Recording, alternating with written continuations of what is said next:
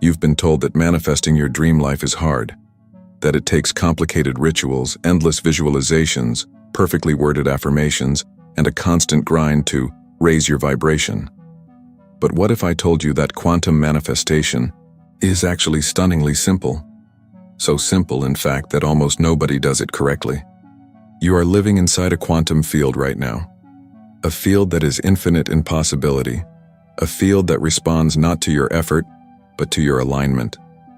And yet, most people approach manifestation like it's a fight. They try to overpower their current reality with willpower. They repeat affirmations they don't believe, visualize outcomes they secretly doubt, and force themselves to think positive while their body is still locked in fear, scarcity, and stress. And this is where the whole system collapses. Because in the quantum world, forcing is friction. Let's strip this down to something beautifully simple. Quantum manifestation is not about getting what you want. It's about collapsing the version of reality where you already have it. It's not about changing the external world first. It's about embodying the internal signal that pulls that world toward you. The quantum field holds every possibility: success and failure, abundance and lack, love and loneliness, health and struggle. All of it already exists as waves of probability. But here's the kicker. The wave doesn't collapse into your lived reality until it meets a coherent observer. That's you. Your focus, your attention, your emotion. They are the sculptors of reality. But most people are caught in a loop. They're observing from fear. They're focusing on what's missing. They're vibrating in the frequency of lack while trying to pull in abundance. And in the language of the quantum, this is noise, not signal.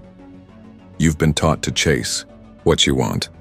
But the real art of manifestation is to become the version of you that no longer needs to chase. It's the version of you that remembers, I am already entangled with the life I desire. The field is waiting for my signal. My job is not to push harder. It's to become clearer. So why don't people do this? Because simplicity is disarming. Because letting go feels unnatural. Because surrendering the chase feels like giving up. But here's the paradox no one talks about.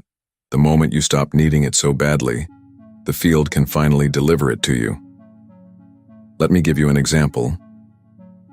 Think about a time when something came to you effortlessly.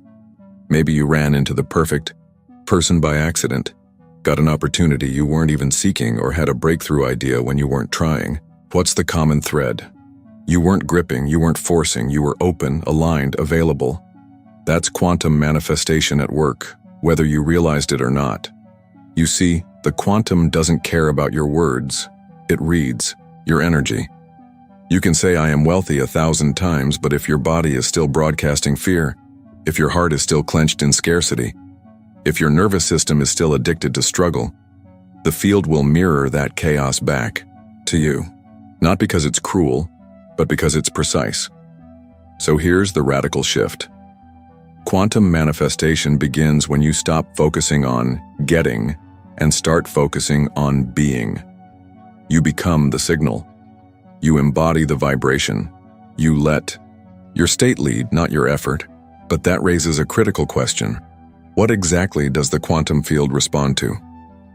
Is it just thoughts, emotions, beliefs, actions? And how do you align these layers so they're not sending mixed messages? This is where most manifestation teachings fall apart.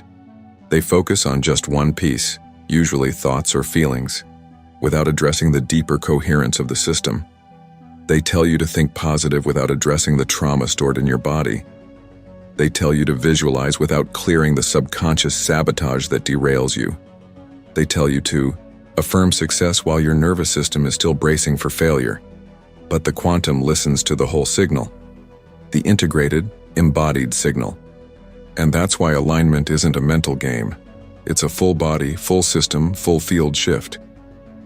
In the next part of this journey, we're going to break down exactly how the quantum field works, why the observer effect matters, what wave collapse really means, and how your subconscious broadcasts signals even when you're not aware of it. We're going to expose the elegant mechanics behind what seems like magic. And I'm going to show you why manifestation works best when you stop trying so hard. So here's my open question for you, and I invite you to sit with this as we prepare for the next section. Where in your life are you trying so hard and that you've become the very block you're trying to break through? Ready to go deeper into the quantum with me? Let's dive deeper into the mystery you've been dancing around without even knowing. The quantum field is not responding to your wishes. It's responding to your coherence. At its heart, quantum manifestation is not about thoughts alone, or emotions alone, or even actions alone. It's about how these three align into a coherent signal that the field can read without distortion. Think of the quantum field like a cosmic translator. When your thoughts, emotions, and actions are aligned, the message is clear, the vibration is steady, and the field responds almost instantly. But when you're thinking one thing, feeling another, and doing something completely disconnected, the message gets scrambled. The field mirrors back not clarity, but chaos. This is where the observer effect comes in, a cornerstone of quantum physics. At the quantum level, particles exist in a state of pure possibility, what we call a wave function. But when an observer, you, focuses on a particular possibility, that wave collapses into a fixed event. Reality solidifies, choices crystallize, the unseen becomes seen. But here's the catch. The observer is not just your conscious mind. The observer is also your subconscious. This means that even if you consciously want abundance, if your subconscious is wired for survival, scarcity, or fear, the field picks up on that hidden broadcast. Your subconscious becomes the true observer, collapsing a timeline you didn't consciously choose. That's why so many people feel stuck. They're aligning their surface mind, but ignoring the deep programs running beneath. And in the quantum game, the subconscious always wins, but it gets even more fascinating. Scientists like Joe Dispenza and Bruce Lipton have shown that the heart has its own electromagnetic field, far stronger than the brain's. This heart field radiates out and interacts with the larger quantum field around you. When your heart and brain are in coherence, you're sending out a powerful, unified signal. When they're out of sync, the signal becomes weak and fragmented. This is why trying to manifest from your mind alone so often fails. Without the emotional component, the felt sense of alignment, the quantum field has no clear signal to mirror back. And this is where most people miss the mark. They want to think their way into change, when in truth, they must feel their way into alignment. You can't just tell the field what you want. You have to become the vibrational match to it. That means tuning your body, your breath, your nervous system, your beliefs, your daily choices into harmony. It's not a one-time ritual, it's a living practice. Let's take a real-world example. Imagine you want to manifest love. You can write affirmations, make vision boards, visualize your ideal partner. But if deep down you're carrying wounds of unworthiness, if your nervous system is braced for rejection, if your heart is armored and afraid to open, the quantum field feels that tension. It picks up the contradiction. And what you get back is more longing, more searching, more almost but not quite connections. It's not that the universe is punishing you. It's that it's perfectly mirroring your dominant frequency. So what's the shift? The shift is into coherence, into feeling whole now, into practicing the emotions of what you desire before it shows up, into embodying the state of already having it, so the field can collapse that timeline into form. You become the frequency first, and the form follows. Now, this might sound like a lot, but here's the simple, profound truth. The more you let go of controlling the outcome, and the more you focus on regulating your internal state, the faster the quantum responds. This is why the title of this video says it's simple, yet nobody does it, because the human mind loves to complicate. We want 10 steps, 5 hacks, a guaranteed formula. But the quantum isn't a machine. It's a mirror. It's a dance partner. It's alive, responsive, intelligent, and it's waiting for you to meet it with a steady, embodied presence. So here's where I want to invite you into this practice. Take a deep breath right now. Notice how your body feels as you listen. Notice where you're holding tension. Notice the stories running in the background, and just for a moment, soften. Let the grip loosen. Let the need to fix, force, and figure it all out dissolve. Feel what it's like to be okay right here, right now, without needing anything to change. This is where your power begins. Before we move on, I'd love to invite you into something that helps anchor this shift. If you're feeling a spark of recognition, if something in you is lighting up right now, hit that subscribe button. Join this space, this conversation, this community, and in the comments, drop one word, just one, that names the energy you want to embody this week. Maybe it's trust.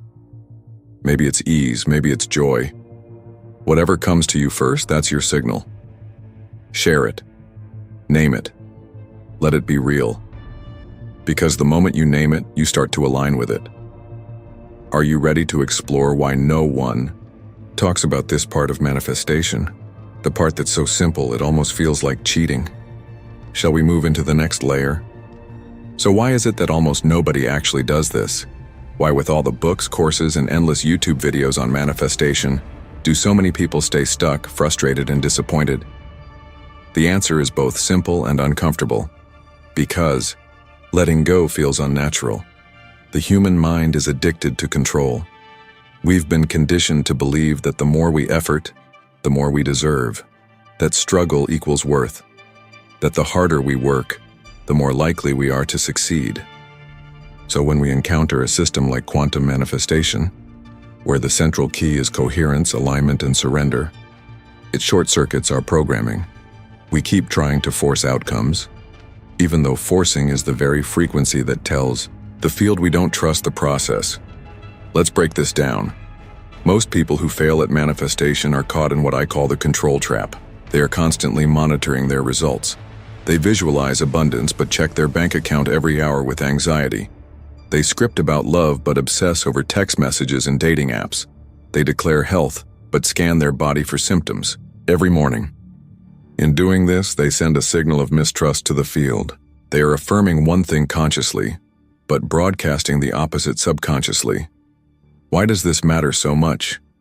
Because the quantum field does not speak English, or Spanish, or Portuguese, or any human language. It speaks the language of energy, and energy never lies. You can say all the right words, but if your nervous system is bracing for loss, if your mind is locked in loops of doubt, if your body is flooded with cortisol, the field listens to that deeper frequency. This is why so many people are exhausted. They are doing all the things, but they are doing them from a place of hypervigilance, scarcity, and lack. And so they loop. They manifest more waiting, more lack, more efforting, more searching, because energetically, they are not in the timeline of already having. They are in the timeline of trying to get. And here's where it gets even more subtle. The subconscious mind runs about 95% of your life. It is the automatic pilot that shapes your habits, beliefs, emotional reactions, and sense of identity. You may consciously want a breakthrough, but if your subconscious is anchored in old stories, I'm not enough, nothing works, for me, I have to fight for everything, those stories will collapse the wave into the same old outcomes. This is why affirmations without embodiment feel hollow.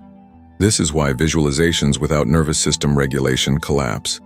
This is why action without aligned identity leads to burnout. So what can you do? First, you must understand that quantum manifestation is not an add-on to your life. It's a recalibration of your whole system. It's a remembering, a returning. It's about becoming the version of you that lives inside the timeline you desire, before you see evidence of that timeline in your external world.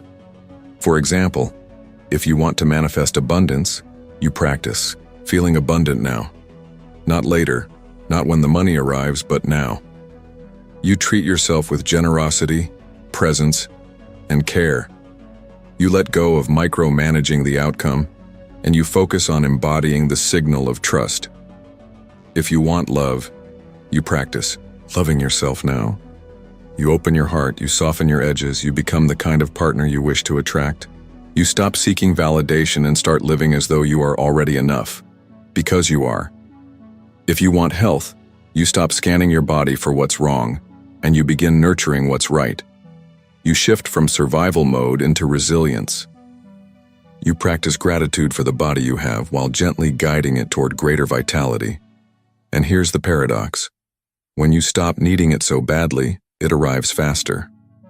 Not because the universe is testing you or playing games, but because you are no longer the resistance. So, let me ask you this.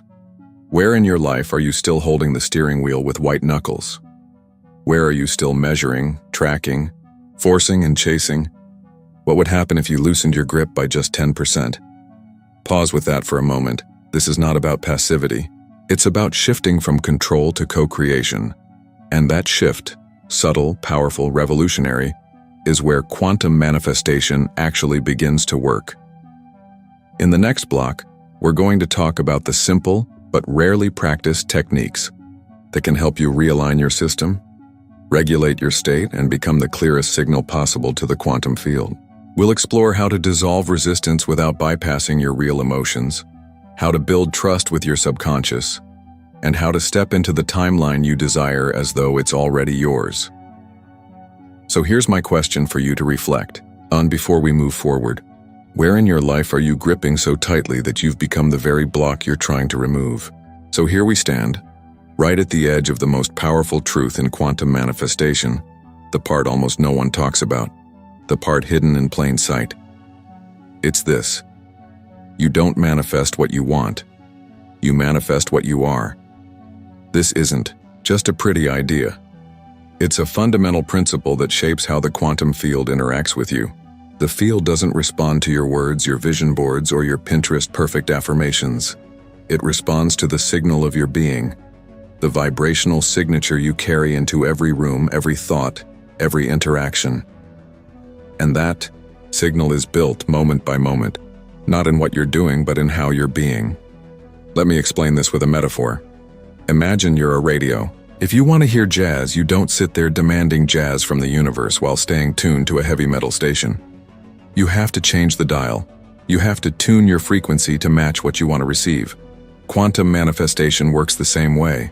You can't pull in the timeline you desire while vibrating in the frequency of the timeline you're trying to leave behind. So how do you change the dial?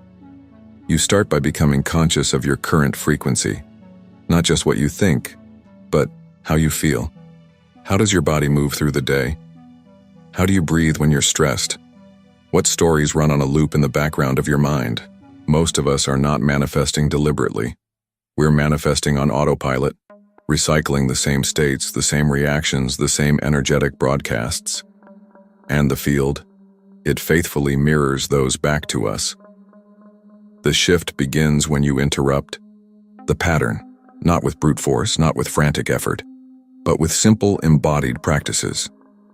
It can be as subtle as taking a conscious breath in a moment of anxiety, as gentle as placing a hand on your heart when you're spiraling into self-doubt, as bold as asking yourself, what would the version of me who already has this do right now? And then taking one small action from that place, because here's what no one tells you. The quantum doesn't need you to be perfect. It just needs you to be coherent. Coherence happens when your thoughts, emotions, and actions move in the same direction. It's when you stop saying one thing, feeling another, and doing something else entirely. It's when your whole system hums with a single unified signal. And when you reach that state, even briefly, you create a kind of gravitational pull in the field. Reality begins to bend toward you. But let's get practical. If you want to embody abundance, practice generosity, not just with money, but with attention, with time, with energy. Train your nervous system to feel the sensations of I have enough, even if the numbers in your bank account haven't caught up yet. If you want to embody love, practice vulnerability. Open your heart in small, courageous ways. Be the safe space you're longing to find in someone else. If you want to embody health, practice presence. Listen to your body. Feed it, move it, rest it from a place of respect, not punishment. This is the simple path. And yet, few walk it, because it asks you to go first, to become the frequency before the evidence arrives, to lead with being, not needing.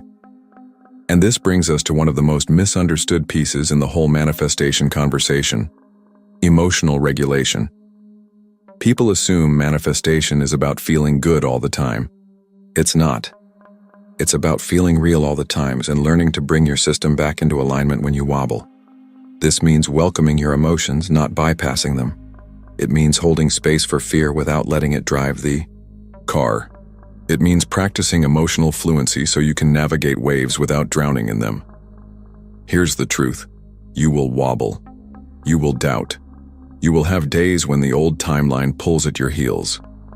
That's okay. The power isn't in never falling. It's in how you return. So here's my invitation to you right now. Take a breath. Notice where you are. Ask yourself, what timeline am I tuned to in this moment? Is it the one of fear or the one of trust? Is it the one of lack or the one of abundance? Is it the one of waiting or the one of arrival? No judgment, just noticing. Because the moment you notice, you create a choice point, and choice is the gateway to coherence. In the next block, we're going to pull this all together. We'll explore how to turn these insights into a living practice, how to navigate setbacks with grace, and how to sustain the frequency that collapses your dream timeline into reality. But before we continue, I want to thank you for walking this journey so far. If you're feeling lit up, if you're feeling seen, if you're sensing that something inside you is already shifting, hit that subscribe button. Join this space, this community, this conversation. And in the comments, drop a word that captures your intention right now. Maybe it's allow, maybe it's expand, maybe it's flow. Whatever it is, that word becomes your signal to the field. Here we are, the final piece of the puzzle.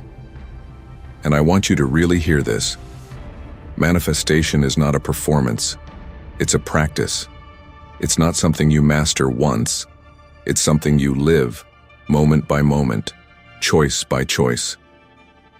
So many people get stuck in the mindset that manifestation is about doing more, hacking the system, perfecting the formula.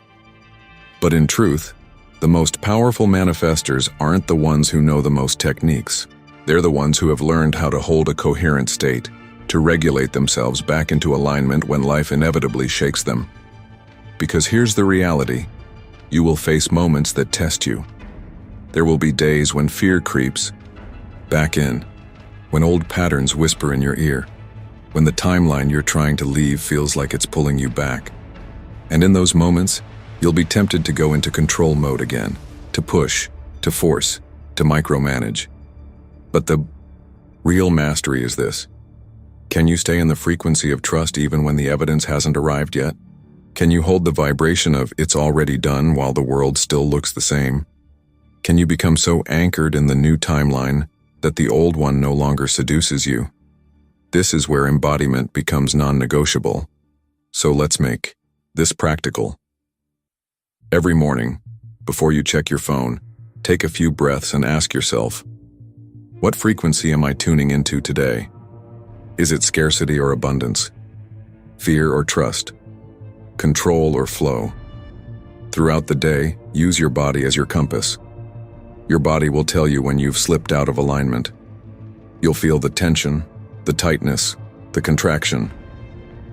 And in that moment, you don't need to shame yourself or spiral. You just need to notice, breathe, and recalibrate. Ask, what would the version of me living in my desired timeline choose right now? Then take one small action from that place. And at night, before you drift to sleep, replay the day not with judgment but with curiosity. Where did you wobble? Where did you align? Where did you glimpse your own power? Gratitude amplifies coherence. Acknowledge even the smallest wins. Now here's something most people miss. Community matters. We are social, energetic beings. We co-regulate with the people around us. When you surround yourself with others who are practicing coherence, who are playing in the quantum field, who are committed to embodiment, your system entrains to that vibration. This is why it's so important to curate your environment, not just physically, but energetically. Find the voices, the spaces, the communities that remind you of who you are becoming. Fill your field with reminders of your chosen timeline. Let your external world become an ally to your internal practice, and remember this: there's no finish line. The point isn't to arrive and then stop. The point is to live inside a continuous unfolding, where you become the living edge of your own evolution. Where you don't just manifest things, but you become someone who lives as a creator, a co-creator, a conscious participant in shaping reality. Because here's the most beautiful part: the quantum field is not separate from you.